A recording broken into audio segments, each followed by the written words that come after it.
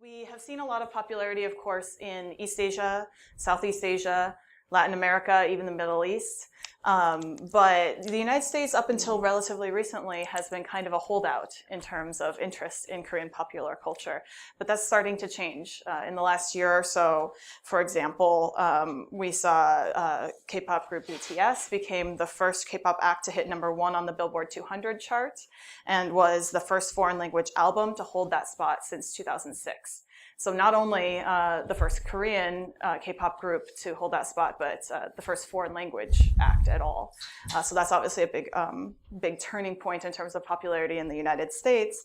Meanwhile, we have the US-based streaming service Netflix, which has invested millions of dollars in original Korean language content, including subtitles in multiple other languages for the international audience. And Korean movies, for another example, have gotten a lot more popular, both with the general audience and with film critics. We saw in the 2018 Cannes Film Festival, the new film Burning received the highest ever jury score in that festival's history.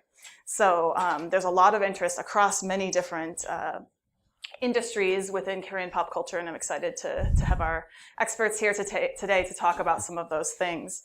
So just your handouts have their full bio, so I won't go through all the great things that they've done, but for a brief introduction, on the end we have Tamar Herman, who is a Billboard K-pop columnist and Forbes contributing writer who has covered Korean culture and K-pop in particular for several years. Then we have Luz Lenzo, program officer for education at the Korea Society, who was herself an early adopter of Hallyu and has been interested in Korean pop culture since the 1990s. And then finally, we have Adam Wojciechowicz, who is a public affairs specialist at the Korean Cultural Center here in Washington, D.C. So for those of you who are local, I'm sure you've heard about the Korean Cultural Center and all of the great programs that they do. And if you don't, please do look them up and enjoy some of the great programs that they put on for us. Thanks for the plug. Yeah. So with that, I want to kind of get straight into our conversation. We'll have a discussion here, and then we'll open up to Q&A for the last half hour or so of the program. So be thinking about your questions.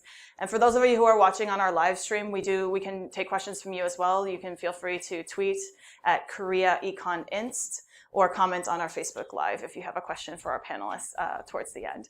So for my first question, I want to kind of ask about you guys and how you became interested in Korean culture.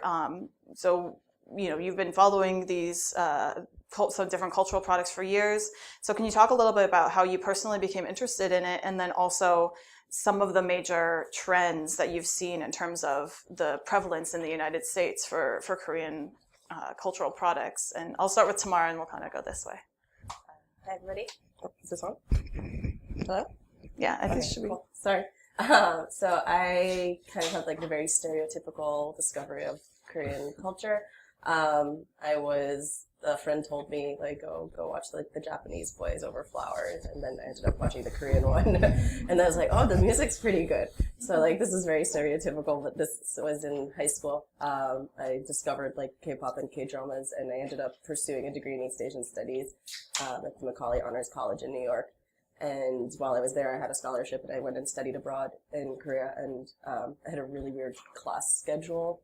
And so I ended up blogging in between like 6-hour blocks of free time, and that blogging eventually spiraled into my career. So it's been a long run. It's been almost a decade of me being like into this stuff, and it's been a good run. So my introduction to Korean culture was a happy accident. I grew up in Yonkers, New York, which is just outside of New York City and across the Hudson River from New Jersey, which had very large Korean populations. And as a middle schooler, I was at home with no cable, playing with my rabbit ear antennas, trying to pick up something fun, and I ended up stumbling upon KBS Music Bank. Yeah, it was very strange. And I was really taken aback by the dynamic performances, the lights, the dancing, the singing, the lyrics at the bottom. And so eventually I started watching Music Bank every week and picking out the dances I liked the best. When I got to college, I took Korean as a minor just for personal interest, but eventually I changed my major to East Asian Studies because of this passion. So that's my story. Also, kind of a happy accident for me. and also about 10 years for me at the Korean Cultural Center, which is the branch of the embassy. We do all the cultural programs and outreach. I started out as an intern. I was an English major, which confuses a lot of my Korean colleagues when I first introduce myself. Why English?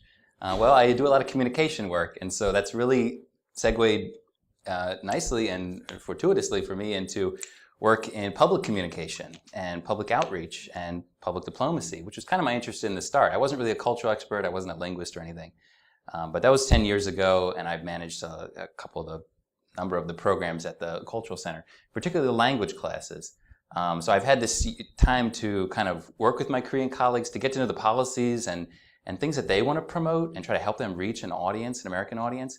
And that can be challenging on both ends, going from translating their goals and what they're passionate about to an American audience, and vice versa, helping the American audience not feel like outsiders all the time when you're talking about Korean culture.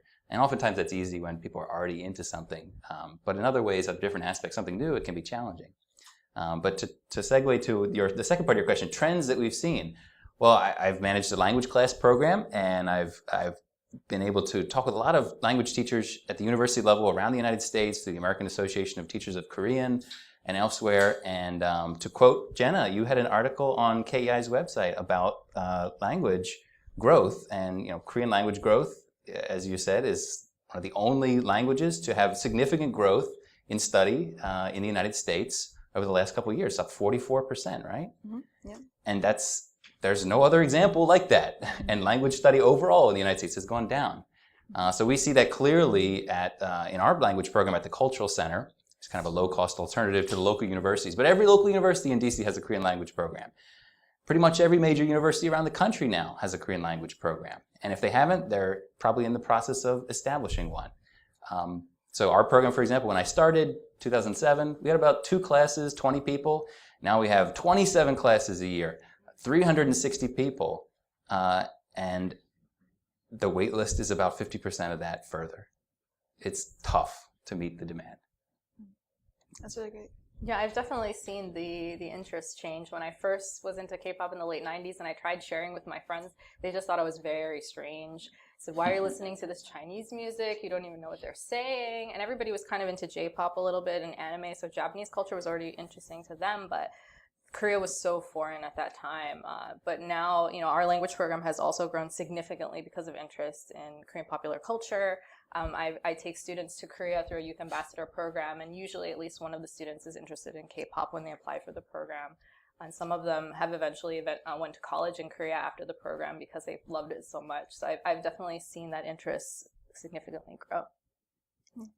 I actually met Liz because I was taking classes there.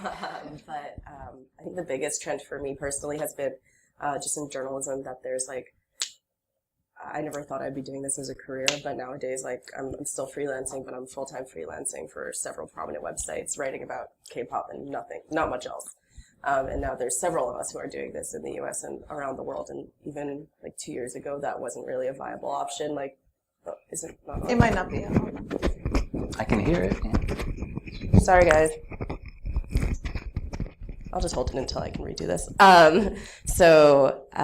The fact that journalism is now really something, it's a field that you can pursue if your focus is just on Korean entertainment.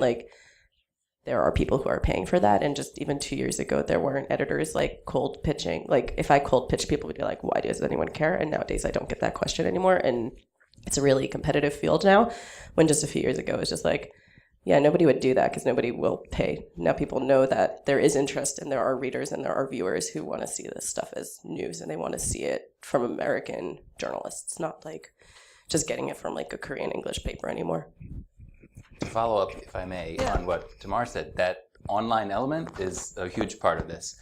So, print publications, traditional, getting maybe more and more traditional as readership has dropped over the past decades.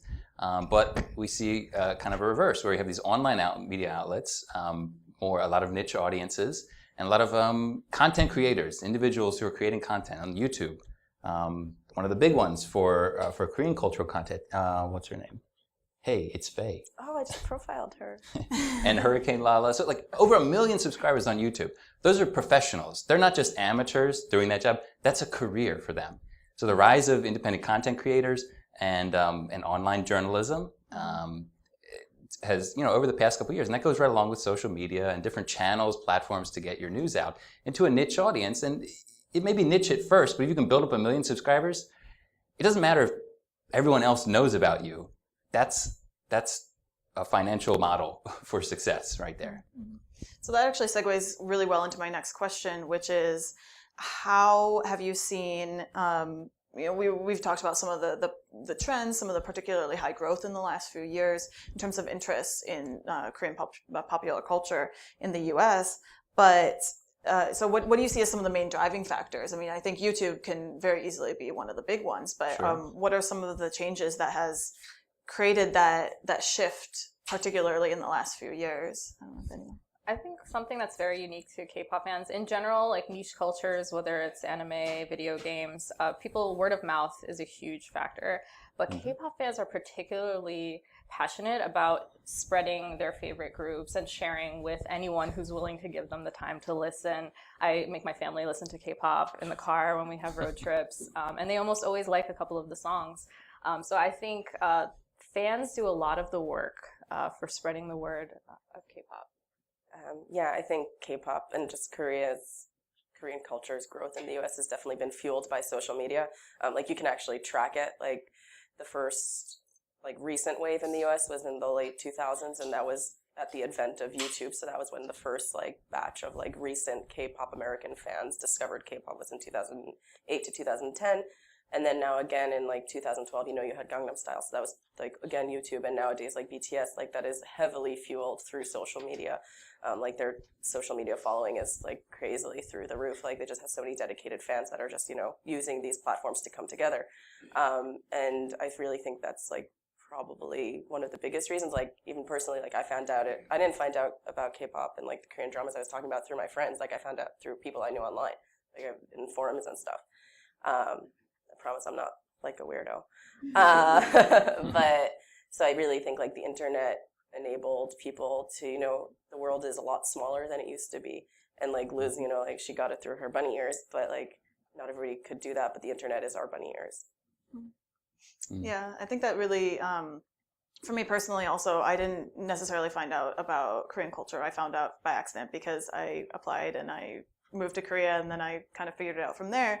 But the way that I got really into it was the fact that you can talk to people who also love the thing you love and really have these cool conversations with people who you'd never be able to meet in real life necessarily. So yeah, I think that has also not only introduced but also deepened people's interests, being able to connect online for sure. I think there's some aspect of a misconception. There's a lot of different conceptions about Korean pop culture and Hallyu and what's behind it. And certainly there's a big fan base, and people who know those people know that's true. That it's not that the other misconception is that it's government funded or it's push. It's a big propaganda kind of effort. And there is government funding and support, of course. Korean Cultural Center is part of that. Although we're not pushing YouTubers or individuals to do what they love. So to an extent, there's a misconception about how much a role the government plays in supporting Korean pop culture abroad. And there has been a gradual shift from in the early days in the 90s and the 2000s to a bit more direct support through funding of cultural ambassadors, festivals and programs, to a little bit more of an indirect thing, like supporting artists and expos and exhibition halls to help local people, creators, journalists, and artists be exposed to it, and then create a more organic kind of local interest. But yeah, it's really not a phenomenon of push, but it's an acceptance phenomenon, I think, by large part. Yeah. So I want to make sure that we are talking about some of the maybe lesser known aspects of Hallyu, because when you say the word Hallyu, it's Korean wave. It's not necessarily just the K-pop, K-dramas that we might think of first. But for example, video games, Korean video game developers and companies, in 2017, they exported between 4 and 5 billion won, 4 and 5 trillion won, which is between $4 and $5 billion, just in 2017. So that's a huge industry, and a lot of people would consider that part of Hallyu as part of a cultural export. So what do you guys see as some of the maybe lesser known parts of Hallyu, or things that you would like to get more attention within the Korean cultural sphere? Maybe I'll start with Adam, and we'll go this way. Sure. Well, you can look at it chronologically, like where did the kind of Hallyu phenomenon start? You go back to the 90s and 2000s. So the big ones are Korean pop music and drama. Pop music maybe came a little later to an international audience. Maybe it was film and drama early on, but then it's kind of transitioned to pop music and drama. They're kind of like the headline, celebrity-studded industries, and film as well. But I think those are kind of the cream of the crop, sort of. But then there's these kind of areas below that are not quite so mainstream. The beauty industry, the film industry as well, to an extent, software development, esports and gaming. Help me out here. There's a bunch of others. Korean language, we talked about that as well. Food, yeah, exactly. Yes, we have cuisine programs at the Korea Society, workshops on temple food, and the cuisine programs sell out. There's so much interest in it, but I think it's still growing, and I think there's so much potential there. I think in general, traditional culture is something I'd like to see more widespread. We do family programs for holidays where we teach families how to do the New Year's vow, how to greet their elders, and I think there are some wonderful opportunities for connecting with Koreans in the community on something other than K-pop, something they might not be connected with. And so through language also, I think there are certain terms and certain things you can learn through studying a language that help you understand the culture to a really intimate level. And so I'd like to see traditional culture make more of a headway in terms of spreading throughout the world. I think, I'm sorry, go ahead. Please. Just one field that I am interested in learning more about, and personally I haven't really delved into, is animation. If you look at any big Hollywood blockbuster nowadays, if you wait till the animators come up, it's a lot of Korean names show up. There's a reason that the Marvel movies have filmed in Korea, aside from Korea's cool. Black Panther had a huge scene where the characters were speaking in Korean, and I think that's a big push. Esports, definitely, the animation is much better when it comes from a Korean company than it comes from an American one.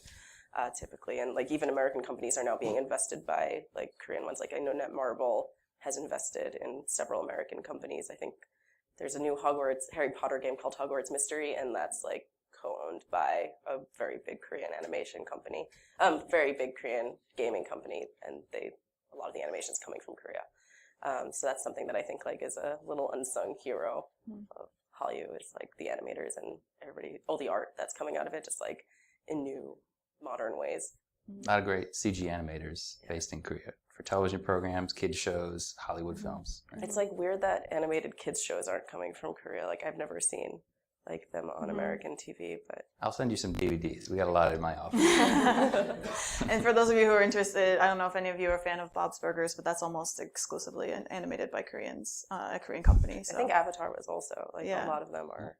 So yeah, I think I wonder if it's partially because those are maybe more behind the scenes type of content creation versus, like you said, the stars and the headlines, but still could be really a cool thing to see that get more attention around the world. But I was just going to follow up and say that, so you've got all these different creative areas. You have content creators, artists. Some are headlines, celebrity artists, some of the fields, and some are more niche, like gaming or animation or the beauty industry. Maybe it's not quite mainstream. But you have all these different creative areas, and then you've got a lot of potential as a result for synergy between different industries.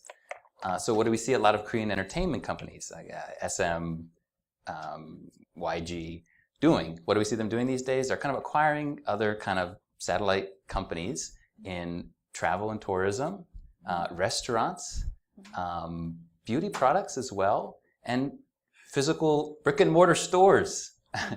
And this is largely, those are largely in Korea, but we do have kind of pop-ups in New York and Los Angeles, and those are kind of gradually spreading out. So there's a lot of crossover energy, and that's been really successful in Korea. And I think it gets to again, we're getting back to why is it so interesting? Because you can kind of ping pong off of different areas and you can create those kind of like cultural fusion programs, and that's something the Cultural Center and the Embassy really likes to do, to kind of cross genres, and for folks who are interested in one area, okay, you might hook them in with that, but then you can open their eyes to something totally new. Yeah. So I want to ask this, your Twitter handle, which I think is awesome, is Kpop Historian. So of course I have to ask you about a little bit of a historical view on these things. Right.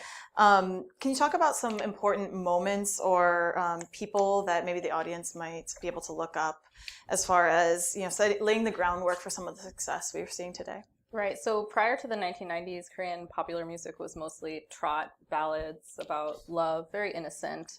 Ethics and censorship was pretty strong back in the day. So in 1992, Sotaeji and Boys, they performed on an NBC talent show, and they wanted to bring like Western sound to Korea. And so they were, rapping and dancing, wearing these funky outfits, and it was really strange. They got really bad scores, but they were super successful to the public, to teens specifically.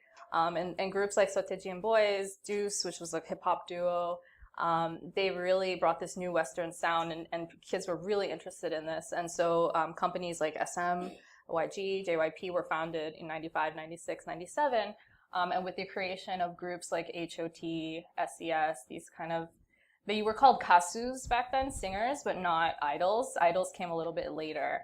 And we talk about like the generations of K-pop. So like before, Sotaeji was like the beginning, but wasn't really first generation just yet. HOT kind of brought the group aspect where you have these different members playing different roles and having different, the leader, the rapper, the main dancer.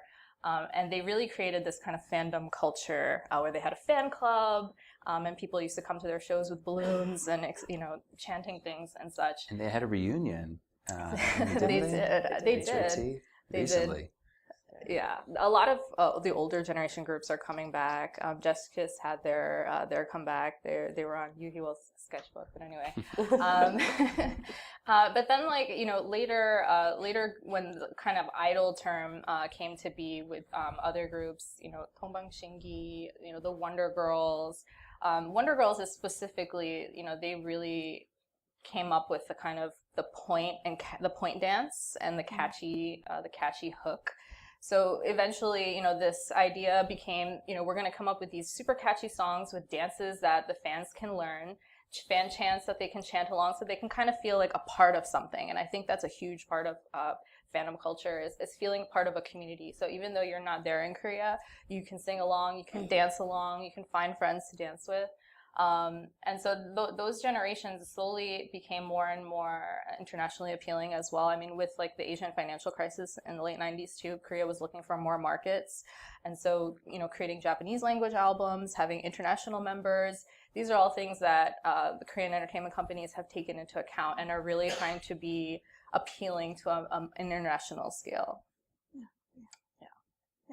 So, Tamara, I want to ask you, Billboard obviously covers K-pop extensively, and we've seen more music and non-music focused publications starting to cover this phenomenon. So I'm wondering if you, as a journalist, approach your coverage of K-pop differently than you might if you were covering any other type of music or music from any other country, and how do you include maybe cultural context, if at all, in your coverage? So first, I kind of got into journalism not remotely related to my work. Like, my first job was at NBC New York local news. So, I have, a hard news background, and I kind of just got into covering music because of K-pop. So, I tend to cover directly from a cultural standpoint rather than a music one, because that was what I focused on in college, and, I've lived there. So, because I have those experiences, my background when I'm covering a Korean news piece, if it's just a basic album, we're going to approach it like any other album release, just adding some information usually at the bottom so that American readers know why we're covering this. We do obviously if some people will ask oh, why aren't you covering this new song that came out in Korea? Because they have no relevance to the Billboard charts. Sorry, that's if they're not newsworthy for American readers, we're not going to be able to cover them. You have to make them newsworthy. So that's one thing that's different from basic American coverage, where it's usually the popularity affects it for Korean music, it tends to be just like directly what their impact is on our charts. Like, because in America, like, okay, if something's really popular on SoundCloud, we'll probably end up covering it even if it hasn't charted yet. But if nobody in America is talking about it, we can't talk about it, like, if that makes sense. And from the cultural standpoint, like, I try to always incorporate something, if we're talking not just about music, I tend to talk about like why this is important. So like one band released like a song on, it was NCT 127. They released Touch, and it happened to be on White Day in Korea. And like American audience wouldn't know that White Day is like sort of Valentine's Day in Korea. So like putting that into an article, like I think that's something that like is important to me as a journalist. Like you have to put this context into these articles. So I think it's really great that there's a lot of journalists who like aren't as familiar with K-pop writing about K-pop and Korean entertainment nowadays. But I think that like it's also good to know what you're writing about a little bit. So that's something that's important to me. Did I answer the question? Mm-hmm. Okay. For Adam, how does the Korean Cultural Center view this increasing popularity of more pop culture? Because I know you guys do, of course, traditional culture, language, all those things as well. Sure. But with this increasing interest in the pop culture as well, how have you folded that in? And what are some of your strategies to, use this popularity or take this popularity as a public diplomacy tool for Korea? It can be kind of challenging. A lot of people think, well, since you're part of the government, the embassy, you must have sort of just an open door with private industries or technology companies or entertainment companies. Well, no, it's pretty tough for us to get their attention, just like any other organization. So a lot of what the Korean Cultural Centers do, that's just one branch of Korea's Ministry of Culture, Sports, and Tourism. A lot of what we do is event programming. So, performing arts, art exhibitions, film programs, language classes, kind of fan events, networking. It's kind of hard you can't do like a pop culture concert, but we can do fan concerts and competitions, or the K-pop World Festival, which is a global program participated in by all the Korean cultural centers around the world. So it's more, it can be kind of a background music or some kind of, tie-in.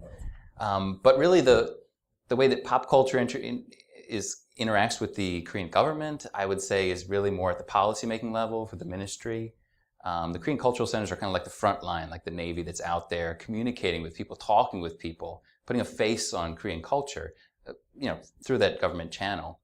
But then pop culture has really a life of its own. And it's kind of better that way, because you don't want the government to be pushing pop culture artists and sort of funding them and propping them up. That's really not sustainable. So fortunately, there is that private-public kind of partnership, where the private industry and entertainment companies do what makes sense for them business-wise, and they have the fan base to do it. So we can just sort of make things keep rolling along. Mm-hmm. I actually remember when I first moved to DC, so this must have been like 2013 or 14, you guys hosted a concert with Dynamic Duo. Oh, yeah. And that was awesome. I got to ask them a question. So I was really happy about that. That was great. Dynamic Duo is the great hip-hop group from Korea. Yes, definitely check them out. And it was a really, really great concert with probably, I don't know, maybe 200, 300 people, like relatively small at GW. So it was a really intimate, chance to see this group that maybe wouldn't necessarily do a full tour in the U.S., but we were able to see them. So that was really They're coming to KCON, though. Oh, great. Yeah. And they were originally here for the Kennedy Center's Hip Hop Music Festival. So again, something that people might not think of as, K-pop, they think of pop music. Well, it's popular, it makes it pop culture, but it's not necessarily just pop genre of music. Mm-hmm. Yeah. Yeah, so, building on what Adam said in terms of genres, I mean, you can hear maybe 6 different genres in one K-pop song and no one bats an eye. Mm-hmm. And, since the Sotaeji Boys introduced this kind of rap style to the masses, I mean, there was underground rapping going on, but there's a rapper in every single K-pop group now. And so I think that's male and female, right? So I think it's really phenomenal. And one thing I would like to see come back, it has come back a little bit with CARD, as the co-ed groups. Mm-hmm. Back in the day, there were more co-ed groups like Sharp and Space A and all kinds of other groups. And I really like that energy of having the male and female artists together up on stage. So CARD is coming back with that, but I'm hoping to see more co-ed groups in the future. Yeah. So you've mentioned this a little bit, and I think this comes into a lot of people's personal stories if you ask them how they got interested in Korean culture or where that led them in terms of, playing out that interest into the future. Seeing people who are interested in K-pop, K-dramas, maybe even skincare, K-beauty, at learning the language, learning more about Korean social issues, learning more about even politics, economics. I mean, we're the Korea Economic Institute, so we have to throw that in there a little bit. But have you seen some of this interest in pop culture pulling people into some of those other areas as well, and evolving their interest into learning the language, learning more about Korea as a society? Have you guys seen any of that in your experience? Yeah. This is not like a super positive thing, but lately I've seen a lot of people on social media, like I interact with mostly through K-pop, talking about the molka issue in South Korea, which is like hidden cameras that are like everywhere in South Korea, and they're putting like videos of women like in changing rooms and in bathrooms onto porn sites. And this is like a huge issue. And like I never saw people talking about like women's issues and like cultural issues in South Korea in the same way, like even a year ago. And then like this year, I feel like a lot more people are talking about like how like the Me Too movement had like a minute in Korea. Like honestly, it kind of died down pretty quickly. But like how these things are becoming issues and how they're being talked about in Korean media and Korean like social media spaces. And so then like American like not just fans, but people who are interested are learning from like the Korean fans that they're interacting with about not just the music and not just the movies and everything, but they're actually talking about like social issues and how like things have changed in the US, and there's like this whole cultural like diffusion that's going on, not just in like actual cultural spaces, but also like social spaces. Yeah. If I can follow up really quickly on that too. I wonder, largely celebrities kind of stay out of politics in a way that is not necessarily the case in the US, well, to some extent, but you've seen it come in a little bit more in terms of lyrics. We've seen it come out in terms of especially female celebrities reading books that are explicitly about feminism, that becoming an issue as well. Do you think that's part of it too? I definitely think it's part of it, but I think that even in itself is like part of the cultural diffusion. Like these celebrities are probably doing these things because they're seeing how other celebrities in other parts of the world are talking about politics. Like, I don't know if anybody saw, but Seungri from Big Bang just released a parody music video of like the Trump and Kim Jong-un summit. Like, I've never seen anything like that before in K-pop. Yeah. And like, I couldn't have imagined that even a year ago. But now, like you're saying, like the celebrities, like they are talking about things, even minimally. Even like companies are talking about not necessarily politics, but I don't know if anyone saw, but Park Jin-young of JYP Entertainment gave a big, like it was kind of like asking for investors' monies, but he like kind of gave a pitch for his company. And one of the big things that he talked about were two new laws that Korea had. One new law, which is that you have to have a 52-hour work week. Companies can no longer like make employees work overtime, and that was a huge part of his pitch. And for a K-pop like CEO to say that, I was just like, how is this going to affect K-pop? And then his other thing that he went into straight away from discussing, like workers' rights, was that they've hired, I think they have on staff a psychiatrist or a mental health profession to work with their stars and work with their staff, which I've never heard like an entertainment CEO talk about in Korea before. But it's obviously like this is something that like people are talking about. People want to hear that they're doing this, so they're responding. And I think that's something that's really great. And like, I don't think we'd have it without the cultural like conversation that's happening. That is an important change that's happened. It's been a long time coming, to be honest. It's necessary. The sense of social responsibility, human welfare, well-being.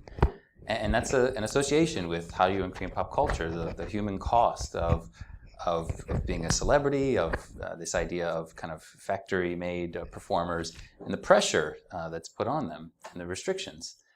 So I feel like, and we see that tragically in examples of entertainers and celebrities who've taken their own lives. Jonghyun of SHINee just last year, a guy who seemed like he had it all, one of the top groups in Korea, and took his own life at the end of 2017. And this was kind of a wake-up call for a lot of people, but it wasn't by any means the first time. So issues of like mental health, sexual harassment, or or just personal identity, LGBTQ issues, which are traditionally taboo and really hard to talk about traditionally. I think it's been a long time coming. And I think in the past, this year, since that time, last December, I think we've had kind of an inflection point in Korea. I wrote one article, at least, about the response to Jonghyun's death, and you saw several celebrities like getting up, like a member of Block B went on BBC Korea and literally spoke about like mental health issues that band members face. Taemin, who is a band member in SHINee with Jonghyun, he performed at a concert that was actively like funding mental health awareness in South Korea. I think like the proceeds from like Jonghyun's album went to mental health like I think it went to like a clinic or something. Mm-hmm. And even like aside from like mental health issues, like a lot of the K-pop stars are very young and a lot of the actors are very young. And nowadays the companies like are enforcing like labor laws onto the younger employees. So like sometimes I noticed this in like a few variety shows I saw where they have like people who are minors. They have to like, I don't know if it's pretend, like maybe they do, they like go to sleep. Like, oh, it's their bedtime because they're not allowed to work after 10 p.m. anymore. So like, okay, this band member has to go to sleep. Like it's very, like they air it to show everyone, okay, we're not making them work past 10 p.m. And that was something I had never seen before. Like there's this whole shift that's, I think kind of quietly, like I haven't seen a lot of people talking about this, but there's this shift that's going on to like try to make like, lives a little better, I guess. I think that's at the personal level and at the corporate level, we see that change. Again, would it be great if it happened 10 years ago, but better at this point than not. But we also see it in society-wide in Korea, and the government is taking notice of this, and this is something that they've been aware of for a while. So, for example, I just did a little bit of policy research. So the current administration of Korea, of President Moon Jae-in, and every president has a kind of a set of national goals. What do we want to do with our country over the next 5 years, 5-year presidential term? And they're usually somewhat similar: promote culture, maintain security. So one of those is, the 5 national goals: a country that takes responsibility for its people's lives. Okay, that sounds nice and pleasant, but it gets a little deeper. So you can break that down into the different goals that are meant to accomplish that national goal. A cultural nation full of freedom and creativity. But then you get down to the task level. There's 106 different tasks. And it says the establishment of a fair cultural industry ecosystem. So, and then it says, and the worldwide spread of Hallyu. Okay, so maybe years ago, it would have just been the other way around. The worldwide spread of Hallyu, and we'll try to take care of people. Or maybe it would have just been the spread of Hallyu. But there's a little emphasis change there towards people's welfare. Mm-hmm. And that doesn't happen overnight. This is not going to change people's lives immediately. But we see from political developments in Korea, if you follow Korean politics, people's public opinion can have an effect on the government. Do you think that was because the blacklist became public? Like, I don't know if you guys know about this, but there was a cultural blacklist under the last 2 presidencies in Korea. I'm sure. And like even there was one K-pop band that like they performed during the last election for Moon Jae-in, and they like sang like his campaign song. And so then like they got blacklisted, and they have no idea what ramifications that had on their career. Like they weren't from a big company anyway, but like for all they know, like they weren't getting gigs because like they were blacklisted, not just because they're not popular. But they just found out like I think 2 months ago that they had been blacklisted for like 3 years or something crazy, and like there was over, I want to say there was nearly 1,000 people on this list, like of creatives in South Korea who just like artists, traditional artists, musicians, literary, film directors. So it was very all encompassing. I think that definitely kind of fueled some of the public backlash. Well, in that case, towards the government, but the freedom and well-being of artists. They're going to have a sustainable living. That's part of what makes it work. But yeah, I think that's there was a lot of damage control in the wake of that, and the current administration is trying to let's turn the page on that kind of censorship restriction chapter. Even in the music industry, aside from like the government intervention, like there's different changes going on in Korea right now regarding streaming rights and everything.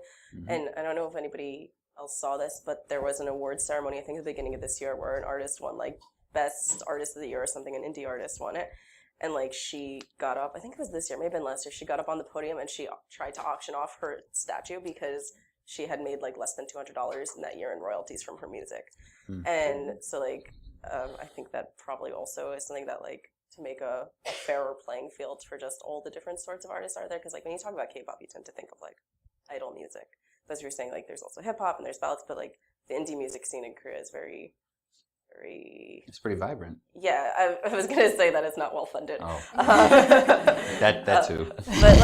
But there are opportunities and there's tons of music festivals and like it's really vibrant as you said, and there's just like so little emphasis on it a lot of the time that like hopefully things can change and they are changing. Like if you go to South by Southwest every year, like there's tons of Korean acts there, but they have to like self-fund and everything, and it's quite difficult for them.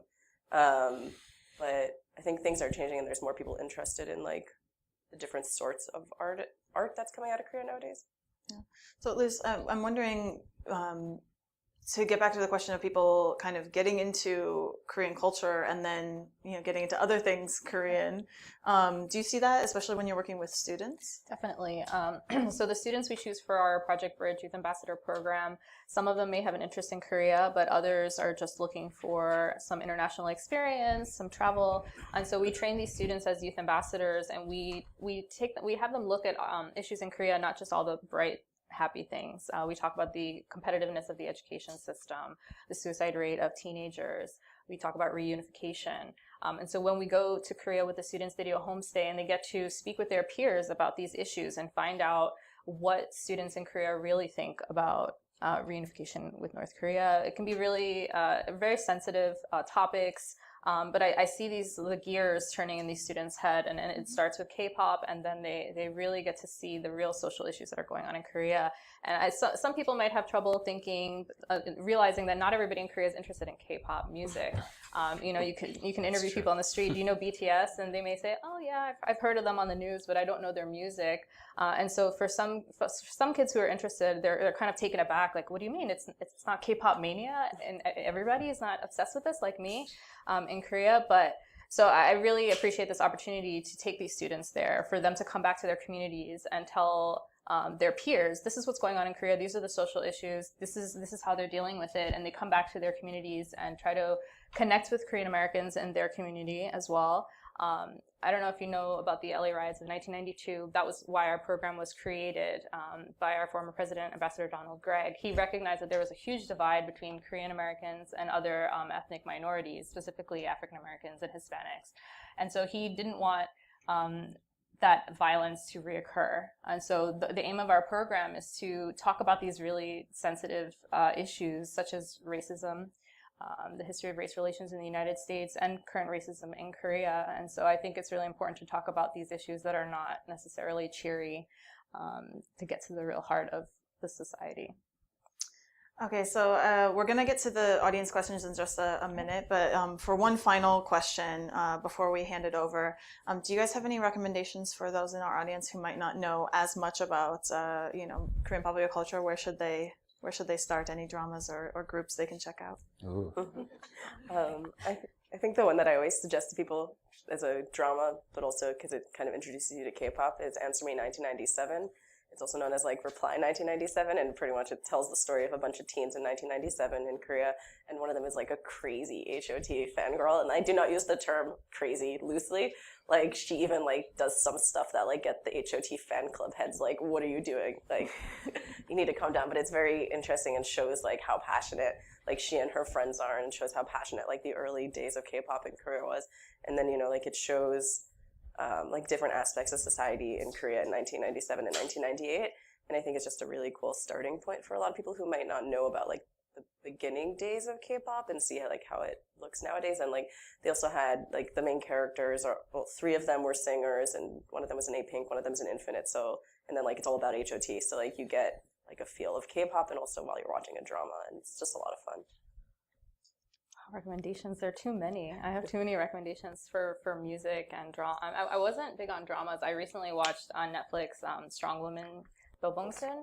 It's very funny, and I would definitely suggest it. Typically, Korean dramas have these tropes and very predictable storylines, but I thought that this one was particularly unique in terms of it had the love triangle, but it was a little different. So I would suggest checking that out on Netflix. And there's another drama, Hello My 20s, which is about a group of college students, women living together and their different lives and how they intersect. And I thought that was also a really unique perspective and take on traditional Korean drama tropes that can be kind of tiring after a while. In terms of music, I'm a big BTS fan. They got me back into K-pop. I stepped away for a little while when I was in college and starting to work for personal reasons, but for any dancers out there, their choreographies are super difficult, but very fun to do. So I would suggest checking them out. But there are also a lot of girl groups I think that are underrated. I just discovered Dreamcatcher, which is from a smaller company. They do kind of like rock, pop, with really awesome performances. I would check out Dreamcatcher as well.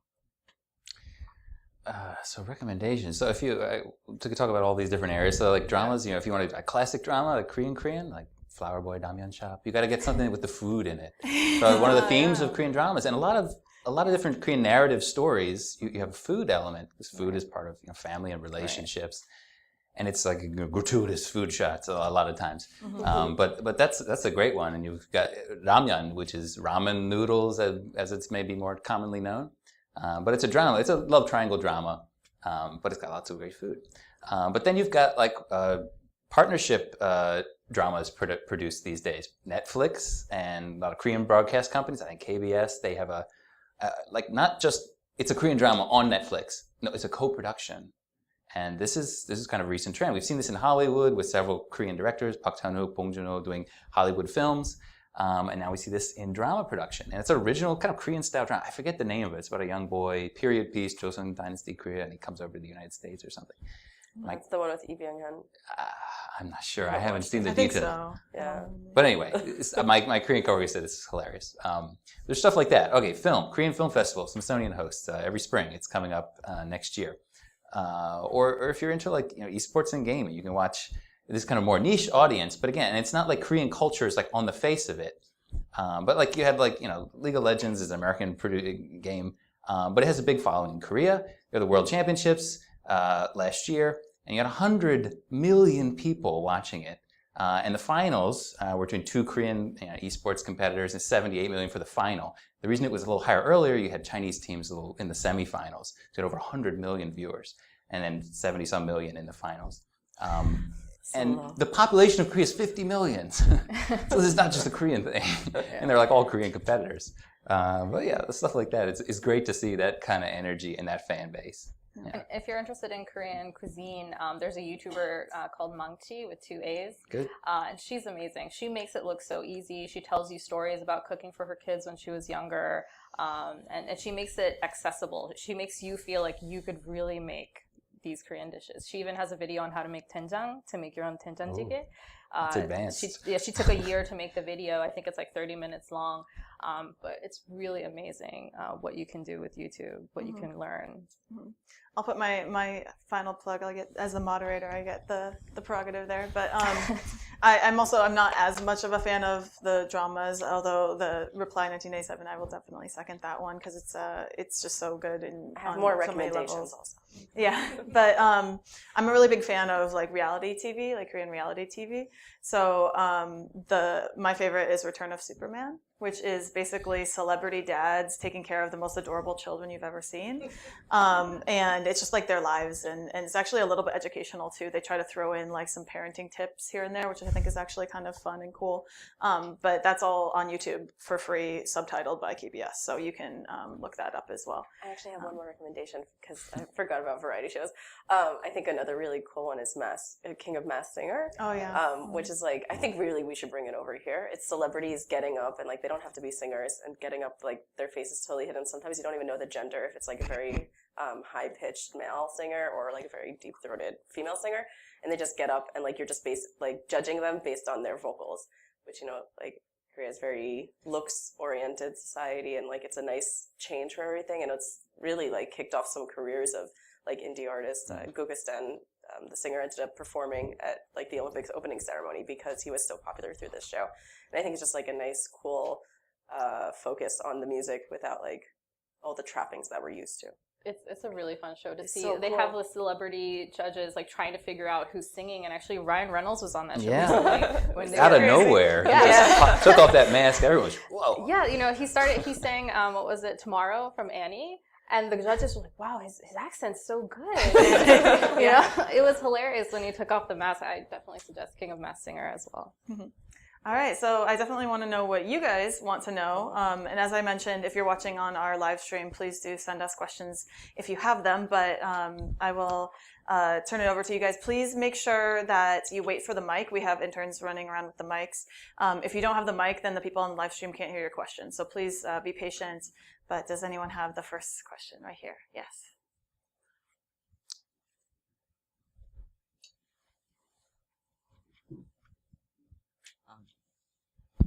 Hi, my name's Jeff. Thank you so much for the talk. I've been following Korean pop culture for quite a while, I think since 2008. And so I was really surprised when BTS took off with their, meteoric rise. Because before BTS, I've known that excuse me, Girls' Generation, Big Bang, and even some other K-pop acts have been trying to get into the American market. But only BTS recently have been able to do that.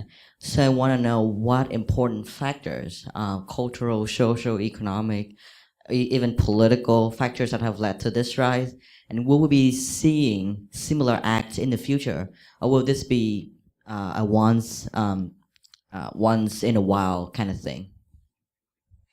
I think tomorrow that's probably the best question for you to start. So I've written quite extensively about why I think personally that BTS has gone into where they are, and there's a few factors. Personally, I think it's kind of the U.S. in general has become more open to non-English music. Like Despacito was a huge hit last year, so kind of BTS came into this perfect storm where they were already really popular among fans in the U.S. And they just like skyrocketed. But if you look at BTS's career, like they were in the U.S. market very early on, very regularly. They had so many concerts here early on in their career. They had a really dedicated fan base that they built up in the U.S. like very quietly. I want to say like I remember when they debuted, and I remember like my friends were at their Show and Prove concert in LA. Like they had 300 fans, and very quickly, like by the next year, they were able to put on shows with a few thousand fans, and then the next year they were able to do 10,000 fans, and now they're doing an arena tour that's sold out in like I think 12 or 11 different shows in the U.S. So I think it's partially, like just being around in the right time, right place, but also like their music really is appealing to the listeners. Like the lyricism is very much, like thankfully like we have like translations and subtitles nowadays, and people can really see that they're like singing about the music. Like that resonates with like listeners. Like very first out the door, they were singing about like the injustice towards teenagers in South Korea, and it was aimed primarily at like students in South Korea, but like every student is upset that they have to study. Every student every student is upset that like they can't get into maybe the school that they want to get into, like that they feel like, oh, I should be having fun. Where's my youth? And nowadays, like they're singing a lot about like the financial inequality, which like I think pretty much everybody feels wherever they are in the world. So I think like just like the perfect storm of like being here, music being more open, like music listeners in America being more open. Like their messaging, obviously, like we mentioned before, how social media is like so impactful. Like they definitely have gained such a crazy, like widespread following through it. It's just immense. Anything else? I'm like thinking like there's a lot of different things involved. Also, one that I feel like doesn't get a lot of attention is that America's not like huge on boy bands and girl groups. We usually have like one on our radar. And right now there was none. Like One Direction kind of went on hiatus, and then like very quickly BTS kind of like popped in there. Fill that void. Like I don't think that like they wouldn't have gone popular if 1D was still around, but like I think that like there was kind of this perfect storm where even from K-pop, like the most prominent groups kind of had not fallen off the radar of American listeners, but like Big Bang had all enlisted, like other groups that were popular in Asia weren't necessarily gaining a foothold here, and BTS was here, like I said, all the time. And just like singing music that like the fans wanted to hear. And I think, you know, it was a perfect storm, and it keeps on going. I have no idea if we'll ever reproduce it. I'm terrible at like gauging what will become popular and like what will fail in popularity. So I'm never going to answer that question because I hope so. Like, I hope we get to see more. I hope that they continue to like thrive for years. It'd be cool if we got to see more Korean music on the charts. I definitely second the lyricism. I think also the fact that BTS is involved in their music making helps fans become more connected with them. They're super active on social media, and not just with like Twitter posts and selfies, but on V Live they have their own variety shows where they do games and you get to know the members' personalities, and also having their leader speak fluent English helps them to interact with international fans much easier. So I think all of those factors have come together to create this kind of perfect storm. In terms of going forward, as I said, a lot of companies are creating these kind of international groups with members from China, Japan, Thailand, who speak many different languages and can appeal to different audiences. And so I think groups like NCT, coming out of SM, I think they have a lot of potential to blow up, but I think a lot of people talk about like the formula of BTS. How did BTS do it? But I think the chemistry among the members is something that can't be recreated. And so I think getting to know the members' personalities, that's how you really get hooked. So you can like the music, but once you start watching the groups on variety shows and start seeing who's funny and who's shy, and you really start to feel connected to the artists. And I think that helps fans support them to the extent that they do. One more thing that I didn't mention that I definitely should have mentioned was the creative storytelling aspect of BTS's career, where like the music videos and their teaser videos and their trailers and all the imagery, like there's a mystery, there's a story that they're telling. This is becoming more and more popular in K-pop. Other acts have done it minimally in the past, but BTS kind of really went with it and really dedicated, like their music ties into like the videos, and the videos connect to like random things that maybe they said during an awards ceremony one time. So like there's kind of this like, we need to figure out the story of BTS. And I think that's something that's really brilliant from like a transmedia storytelling point of view. And I think really like all these aspects, just, you know, like the fans just love it. I think that's what it is. So I think I saw your hands up first, and then we'll go to the back and afterwards.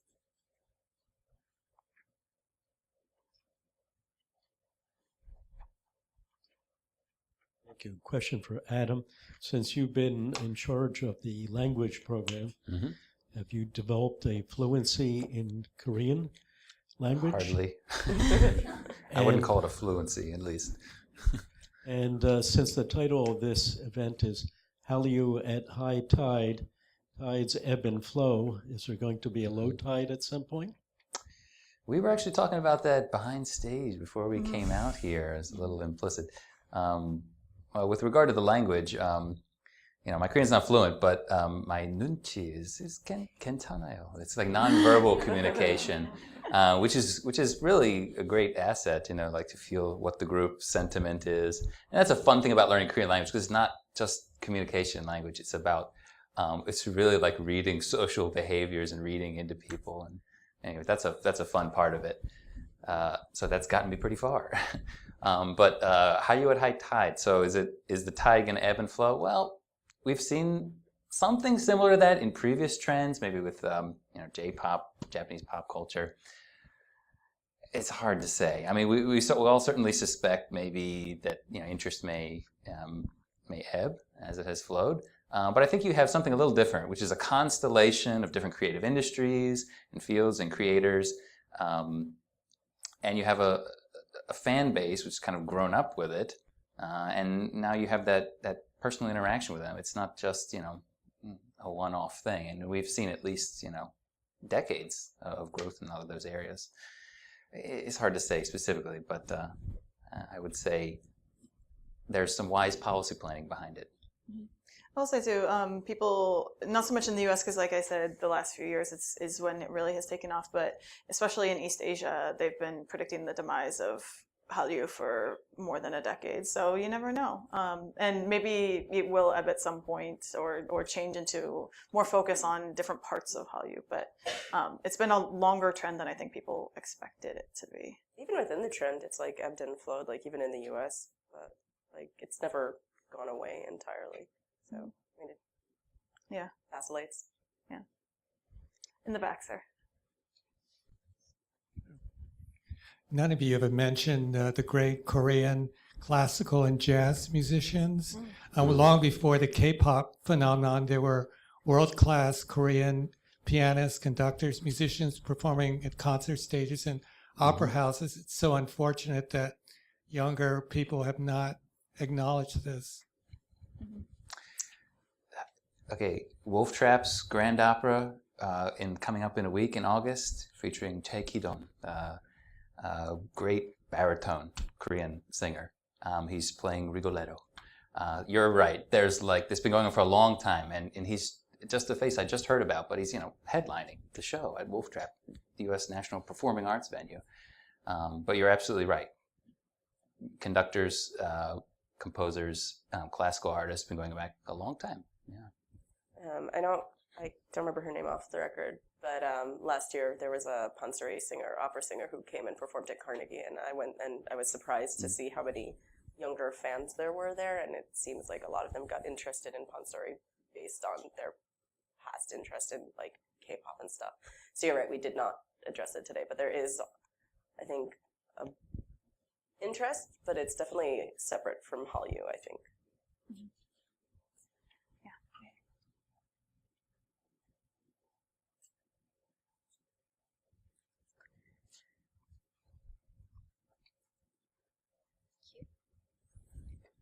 So one of the things one of my Korean friends told me about artists like Psy and BTS is that their popularity in the US made them popular back in Korea. Is that something you've seen in your experience as well? BTS told me last year when they were here for their last tour, the Wings tour, they like legit said to me, like, yeah, we knew we were popular because like my mom told me that her friends told her that they knew our name. Like that her friend, like my cousins had seen that we did something cool on the news. Like it was definitely like kind of which came first, the egg before the chicken, and for this one it's definitely the American popularity came before Korea. Gangnam Style, I kind of would argue differently, only because I was in Korea the summer it came out, and like I was hearing it all over. And then I got back and I was hearing it all over and I was really confused. I like felt like it was stalking me. But I think it definitely like it boosted Psy's popularity. But Psy had kind of always been like an off-center popular figure anyway. BTS definitely, they have a lot of success with some of their songs. Like Spring Day is very, very popular in Korea. But I wouldn't say that necessarily like they're a mainstay of the Korean entertainment industry. Possibly because they don't go on variety shows. So like people who aren't music listeners aren't seeing the members as much. Like there's not as much acting going on. Like I know V was in Hwarang, but like there's not the whole like switch between like music and TV that's going on there. They're in more ads now, so I think more people in Korea are definitely more familiar with them than they were last year, but again that followed their American popularity. I've read that, just to follow up, the US as a market for Korean performers it's started to eclipse China as a market for. Is that because China wouldn't let K-pop in? That's probably part of it, sure. But people listen to their music anyway. But yeah, the US is kind of starting to eclipse that, and we see this trend going on right now. And the Korean entertainment companies are very savvy, and they have there's a little trend of re-importation. We're gonna start them off on a little international tour, get that buzz, and then bring them back home. That's a very savvy, somewhat risky strategy, but we've seen some success like that. Yeah. There's one final example. We talked about this a little bit earlier too, but Card, the co-ed group, they did a U.S. tour before they even had like more than 2 songs or something. They had they didn't really have a debut in Korea properly, and they still did a U.S. tour first, and it was quite successful, I think. And then now they're becoming more of a mainstay in the Korean entertainment industry domestically. So like that is definitely a thing.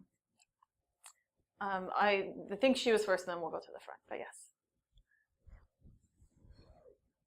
Hi. So firstly, I wanted to say that it was a really great talk, and I really enjoyed it. And also, it was also kind of funny for me to see K-pop taking off the US because I'm from Vietnam, and so like K-pop has been there since forever. And I had friends in elementary school who were like writing Dongbang Shingi's name on their desk, like back when there were still 5 of them.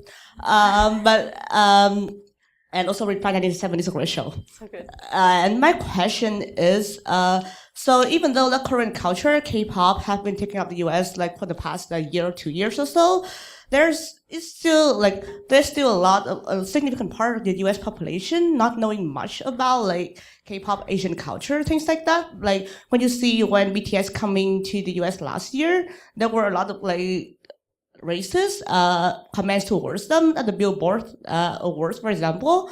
Or when Jonghyun's suicide happened, a station in Chicago air like BTS footage in that news. It was like terrible. But so far, like all the efforts into like promoting Korean culture comes mostly from the fan who like K-pop first coming to you guys, I think. And also it's mostly like the younger population. So what do you think would be like, is there any initiative right now to like make use of the popularity of Korean culture to approach a wider US population instead of letting them just come to you first? If I can just tell a quick anecdote to start off, and then I'm very curious what you guys think. I think it was the AMAs when BTS was on first. No, they did do something with Billboard, right? But it was the first one was AMA. AMAs Yeah, was that when was they their performed. first. They performed on the AMAs. And I got a text from my great aunt who is 80. And she was like, there are Korean boys on the TV. Do you know who they are? Like, I swear. So I think that things like that where, I mean, that's obviously like someone who's interested in music would be watching that, but it's not someone who is necessarily interested in Korean music, you know, that having them as a small part of a larger event, I think would introduce people in a way that they would never find on their own. So that was just my experience. Yeah. I don't know if you guys have thoughts. I mean, when sure, like from a Korean perspective, or entertainers, you want it to be mainstream, you want it to be accepted, known by everybody. That's a pretty lofty goal. And do you even want to have that goal in any way? I mean, do you want to actually like try to work to push your product in a sense? I think the consensus is kind of moving towards no, but we don't want to like force it, because we see when it becomes a government priority. And it's like, we want this to be like popular, we want to engage in all this tourism. There's a little bit of risk that comes with that. You can have political retaliation. We saw that between Korea and China, with consequences in tourism and pop culture when you put too much emphasis on it. But if it's an organic thing that's just kind of grassroots and the people enjoy it by themselves and individual content creators spread it to each other, then it's different. What if you have some kind of issue, what are they going to do? That's the public, their own decision. That's a kind of pull, not a push strategy. So I think we're learning from recent years, at least from my organization's perspective.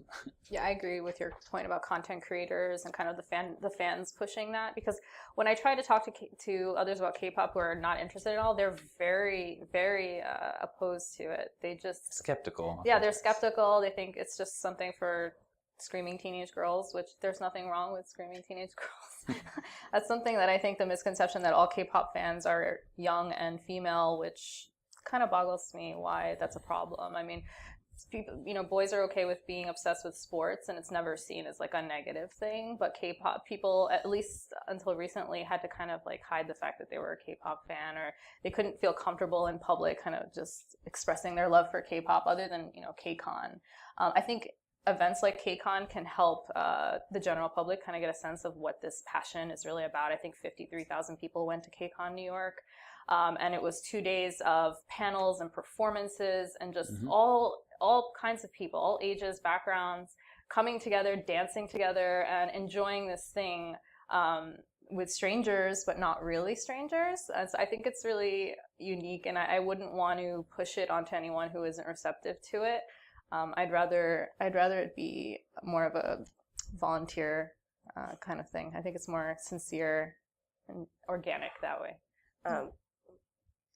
I tend to consider like K-pop as like something similar to the metal crowd, like where it's never something mainstream, like every single person is listening to Thrasher, but like there is a community of fans. Yeah. Like there is a community of fans, and I hope there will always be a community of fans, like who go out to the concerts and go and like support these events and stuff. But do I necessarily think we're gonna see like Korean celebrities on every single TV, like nightly news show. I don't really think so. Like, I think one-offs are probably much better for everybody involved. But I think that like we will continue seeing the community grow. And I think nowadays, like when I say K-pop, like, oh, what do you do? Like, oh, I'm a K-pop writer. Like, I don't usually get people saying like, oh, what's K-pop anymore? Usually I get like, oh, Psy.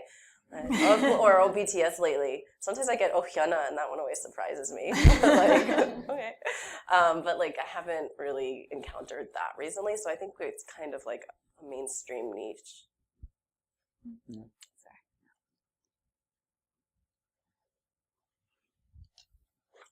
I would like to ask what has been the commentary in South Korea about the possibility of K-pop playing a role in the moves towards peace between North and South, particularly because I remember seeing a video of President Moon and Chairman Kim rocking to K-pop and really digging it, so to speak. And so, what's the thoughts along those lines? I'm not sure if we're the best people to ask about public opinion in South Korea on that. Although generally public opinion, from what I've gathered and talked to my colleagues, is pretty supportive and positive. Looks at the recent Olympics as a big PR success and a stepping stone towards engagement that's going on between North and South Korea now, and that's generally considered a positive thing. So there's a pretty wholesome, strong support for the government's engagement there. I mean, South Korean pop culture is already known in a lot of North Korean, and in some cases it's kind of a contraband. It's like an illicit substance, but it's like a privileged knowledge. So there is a potential for it to be very, very kind of subversive, pervasive form of softening or opening up. But then you also get into the negative aspects of it. It's provocative or too uniform, and that's something we have to deal with too. Well, I think you've also seen, I'm sure you followed the news reports over the last few years. We had a very big switch from K-pop being used as a propaganda tool at the DMZ to annoy the North Koreans, to now having K-pop concerts in Pyongyang as part of a softening and an opening. So it's without really the music itself changing much. It has been viewed very differently in just a 2-year time span. So that's an interesting change as well. I want to get some more questions. So I thought I saw one back here, but why don't we take 2 of you at the same time, and we can, have our panelists respond to those. Combine our answers. Yeah. Adam kind of brought up the Olympics, but I was wondering if y'all have any opinion on how Taekwondo impacts the Hallyu. I know that's a sport, not culture. But then my second question or comment is, the automotive industry, I know maybe people might not think that's culture, but I love cars, and I do think that's culture. Kia, I'd agree. And the Kia Soul, the little gerbils, and the music. It's not K-pop. It's some British but it's dance pop culture. group. Commercials are pop culture. Right. I'm wondering, do you think there'll be some K-pop in some of these automotive commercials? Like There has been. There has? Samsung at least, a couple others. Toyota, I think. Toyota as well. Microsoft did. I mean, you don't have to look at Korean companies. brands themselves. Kia, Hyundai. Yeah. Well, okay, I totally agree. So technology products are part of pop culture. You have this, tech battle going on between Samsung and Apple. Who can make the cooler smartphone? That's nothing new. But that's, that's not the on-the-nose face Korean culture, but that is a form of popular culture, and it's from Korea. And that plays into a lot of the other areas of pop culture interest. Taekwondo is another one. Most Americans know Taekwondo. Oh, it's some martial arts. They might not know it's from Korea, but they know Taekwondo. But that's changing. And millions and millions of Americans who practice Taekwondo, presidents who practice Taekwondo. It's part of American culture just as much as Korean, and well, maybe not just as much, but to a large extent.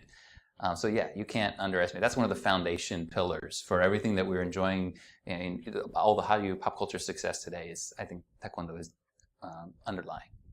There's actually a Taekwondo group called K-Tigers, and they do dance covers to K-pop songs, but they incorporate some kicks and spins and Taekwondo movements in their videos, and they're superb. I saw the mini K-Tigers at KCON. They had the little kids in their outfits. It was really adorable. And recently, I was in the kitchen, and my mom started screaming for me to run over, and it was an LG commercial with BTS on the TV during the day.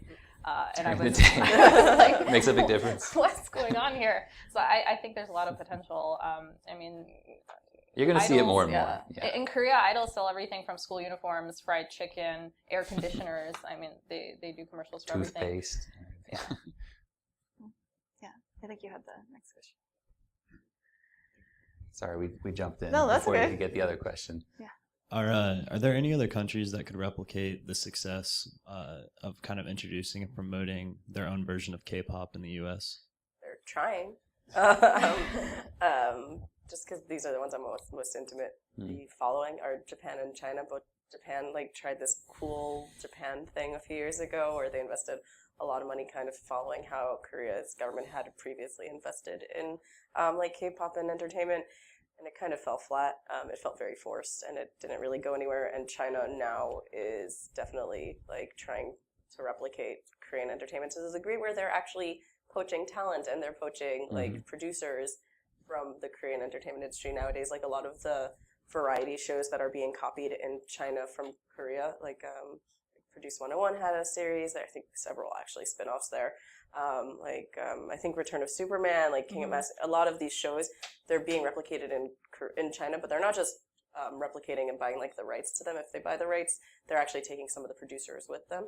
So, and they're definitely taking the Korean training of entertainers and trying to replicate it in China. So we're not seeing it right now, but if you do look, even K-pop companies are investing in China. JYP Entertainment just launched a Chinese boy band that they had trained all the Chinese members in Korea. And now it's a group in China. And I think they went to #1 in China the day that they debuted. So even there's some benefit to Korea to help China reproduce this to some degree. So maybe China will be able to do it. I don't think they'd be able to do it within the next decade. I just don't think that'd be possible. But we might be able to see them do it. I think other countries definitely, it's soft power, it's a political tool, to make yourself Influence. yeah. So I think other countries definitely are learning from Korea. Yeah, we had a presentation, I think it was a year or so ago, about South Korea's relationships in the Middle East. And this was talking about business, but I think it actually does really apply to this as well. But the speaker had said that when it comes to doing contracts, especially for construction and things like that, big projects, South Korea is a very innocuous partner politically. China maybe has a little bit more baggage, or obviously in the Middle East, like Iran or something like that, you may or may not be able to work with a country like that to do some of these business deals. But Korea doesn't really have beef with anyone in some of these other regions. So that could be hard for some other countries to replicate if they come with more international relations baggage. This question comes up a lot when you talk about development of Korea over the 60s, 70s, and 80s, industrialization, modernization, how to replicate that. It's hard to replicate that. You have this kind of life and death existential struggle between North and South Korea, kind of propelling the country forward. And you can have this built-in sense of urgency, and I think that's kind of lend itself towards the growth of pop culture.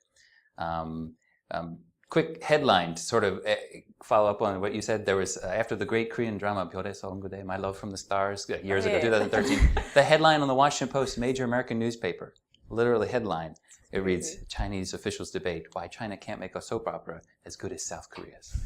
Now, that was great news. Yeah, I mean, not to throw shade at China, great traditional culture and all, but this is something Korea does very well, and it's in its soft power. And big countries, that's something that they want to be able to wield as well. And the reason was, the fascinating article, you can look it up, the Chinese government national party meeting added South Korean soap operas to their agenda. Why? Because this drama was so big in Korea. Korean exporters, clothing exporters, entertainment companies, their business exploded. Tourism to Korea exploded. I think it even got banned because someone died from watching it. They didn't Something take care of like themselves. They were just watching it. And they banned it at a certain point. That drama was insanely popular. Mm-hmm. Yeah. Yes, please.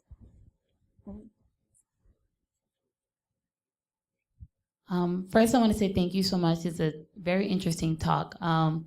I just had something that I'm very curious about. I was lucky enough to study abroad in Korea for a year, and I realized and I saw how big K-pop is with a lot of my fellow international students, other kids who came to study abroad.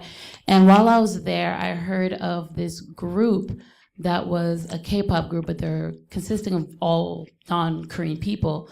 And I'm pretty sure you guys have heard of them. And ironically enough, a couple of days ago, I saw a Vice documentary on them too, EXP edition, if you guys are wondering who they are. And so one thing I've noticed is that I saw a lot of mixed reactions coming from all over the place. Some people were like, this is ridiculous. But then some people were saying that, well, K-pop has gotten so big all around the world, and if you guys want to, have this music that can influence so many different countries, you should be able to involve Western people in this, industry. And plus, this music takes influences from Western music. Blah blah blah. I've heard so much, and I just wanted to know what you guys thought about that. I was just watching things and hearing every point of view, but I wanted to hear you guys' point of view as to what you guys think about that.